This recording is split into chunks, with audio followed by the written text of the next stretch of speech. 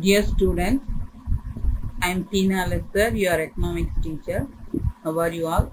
I hope you are all fine and safe. In this week, just I want to recall the last session. Last two sessions we are discussed about the theories of employment and income. I want to just recall that. Chapter name is Theories of Employment and Income. In this chapter, both the classical economists and Keynes theories we were discussed about that. First, we learn meaning of full employment, the types of unemployment, the classical economist. The classical economist JB says law of market.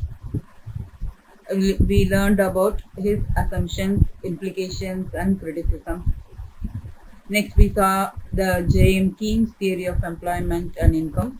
In his theory, effective demand is the important term in the form of flowchart. We discussed, and lastly we discussed the meaning of ASF and ADF. ADF in the full form, aggregate demand function. ASF, aggregate supply function. Let's see the equilibrium between the ADF and ASF.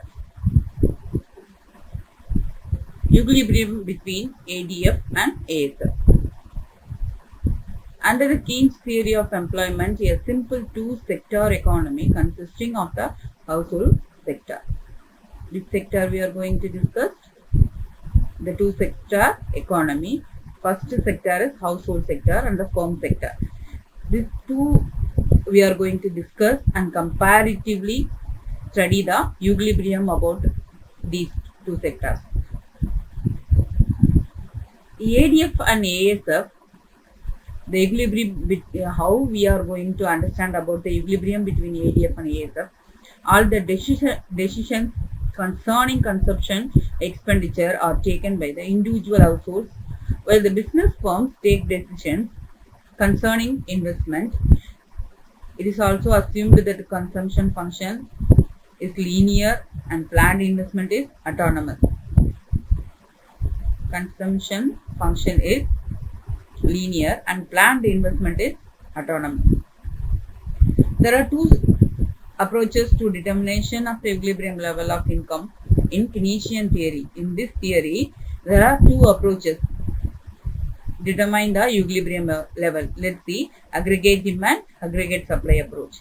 One is aggregate demand and aggregate supply approach.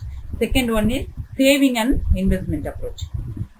In this chapter, out of these two, aggregate demand and aggregate supply approaches alone explained to understand the determination of equilibrium level of income and employment.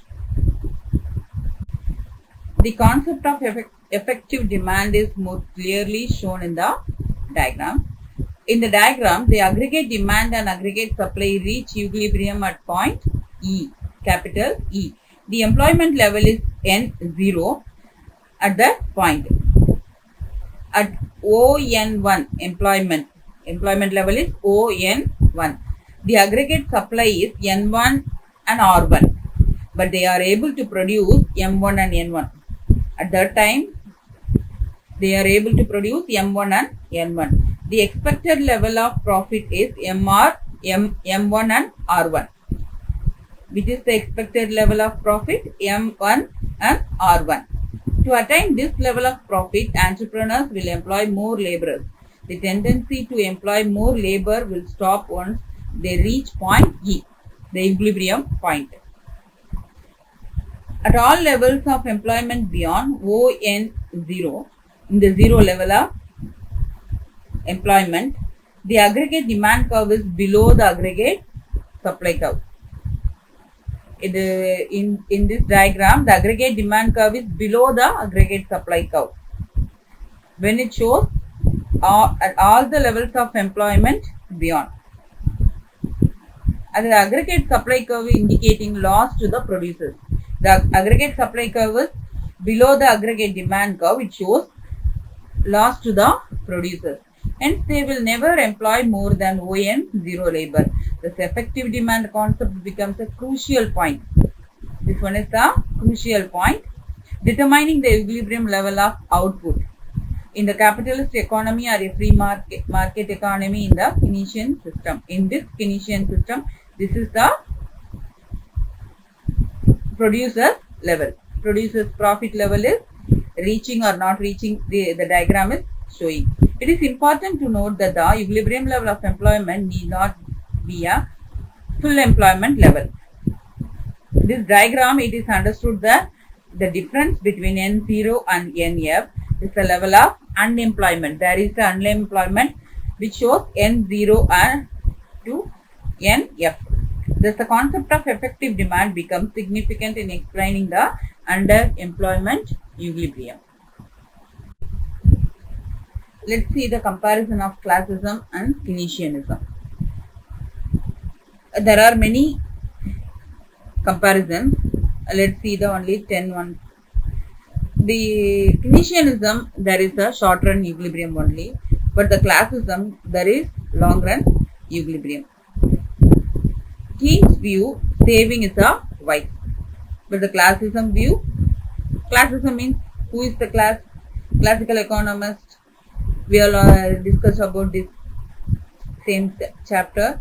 J.B. Say. J.B. Say represents saving is a social virtue. In Keynes' view, the function of money is a medium of exchange on the one side and the store of value on the other side.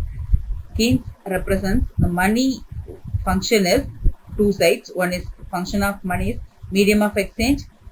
Other side is store of value.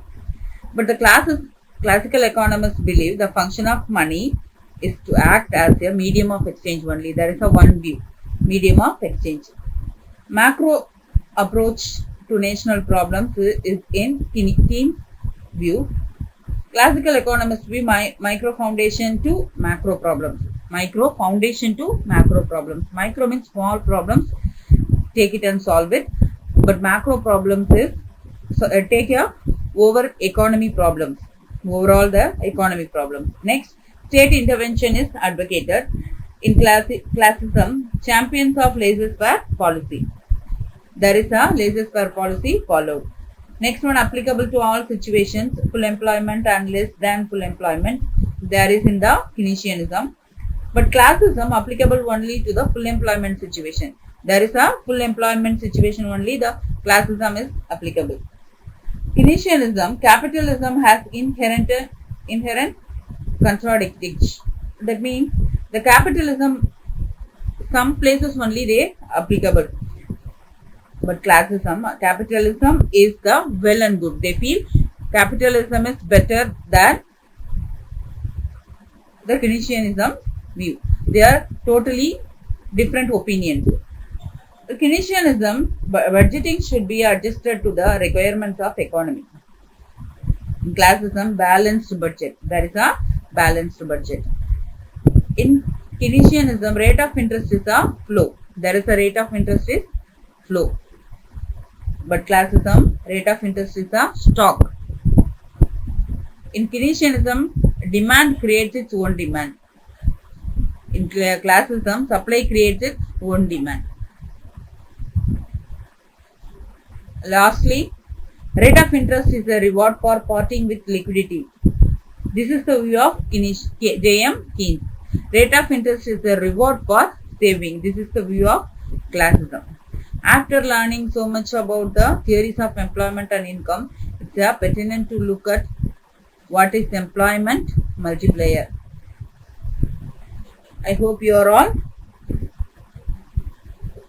understood and Keynes challenges and classical economist theories, merits of state intervention and full employment, what is the difficulties in the society.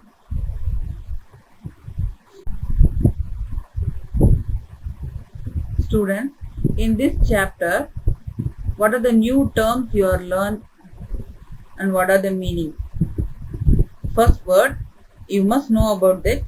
First word, full employment. Full employment, persons who are willing to work and able to work must have employment. There is a employment. That is called a full employment. Second one, unemployment. Unemployment means normally there is no employment opportunity. When there are people who are willing to work and able to work but cannot find suitable jobs, there is a opportunities, but that is not the suitable job. Disguised unemployment. It is found in which when more people are doing work than actually required.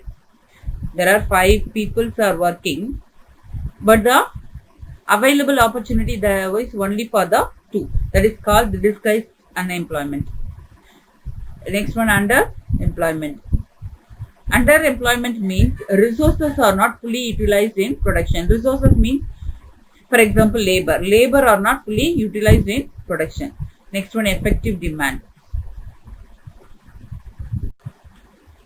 Effective demand. The amount of money which entrepreneurs expect to get by the output product. Effective demand means which entrepreneurs expect to get by the output product. Product. What is the output? How much they expect. This is the very important term in this lesson. Next one, aggregate demand. The amount that comes from the households, firms, the governments and the foreign purchasers like to spend in the domestic output only. Let's see the aggregate supply. The value of total output of goods and services produced in an economy in a particular year. The value of total output of goods and services. Total overall goods and services produced in an economy. Next one, marginal propensity to consume. Marginal propensity to consume. The additional consumption due to an additional unit of income, which is additional to the consumption. That is called marginal propensity to consume. Next one, marginal efficiency of capital. The expected rate of return over cost of a new capital good. The expected rate. What is the expected rate? The producer's expected rate. Return over cost of a new capital good. Last one, money supply. The total stock of money circulating in an economy. What is that? Money supply means how much of money circulating in an economy, that is the money supply. How much of money circulating in our economy, that is called our money supply. Students, this is the assignment for chapter 1. Please note it down. Collect the paper cuttings from either English paper or Tamil paper about the information and picture about the following topics. There are 3 systems in our economy. All of you know. What are they? Capitalist, socialist and mixed. Collect the paper cuttings about the 3 topics. Capitalist, socialist and mixed economy. Okay. Make these information and pictures as a project. Between the 10 pages. 10 papers means. Complete the project within 15 days. Due date is July 22. This is the assignment for chapter 3. Theories of employment and income. List out the persons. Maximum 20 persons in your village or in your ward, in your street. Make them differentiation. When they are fully employed, partially unemployed or underemployed.